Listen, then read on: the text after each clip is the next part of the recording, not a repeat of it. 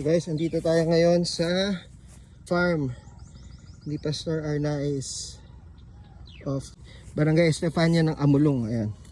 Ito yung hindi nilagyan ng Ultra Boost. Maliliit lang yung kanyang mga dahon. Ayan, tingnan nyo. Okay. Sakto lang sa kamay ko. Ayan, isang dangkal. Mamaya puntahan ko yung may Ultra Boost. Nag-harvest na sila rito. Maliliit lang daw ang mga bunga. Guys, ito po yung in-applyan ng Ultra Boost na kalabasa. So, tingnan nyo naman po. Yung dahon niya, no? Ayan, no? Katumbas ng kanina, isang dangkal lang. Ito, mga 2 dangkal.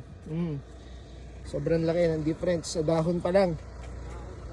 So, ito yung may-ari ng lupa. Si Pastor Arnaiz. Hello. Ano po masasabi nyo sa pag-spray po ng Ultra Boost sa kalabasa? Malaki ang kaibahan nito sa sa mga regular na pagtatanim.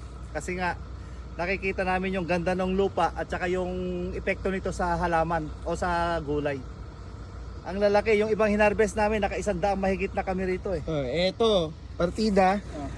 Sa tabi pa siya ng daan. Yung kanina, yung kalabasa, maganda yung lupa, mataba. Pero hindi ganun kaganda yung bunga kasi nga hindi na-spray ng Ultra Boost. Ito, bubot lang na.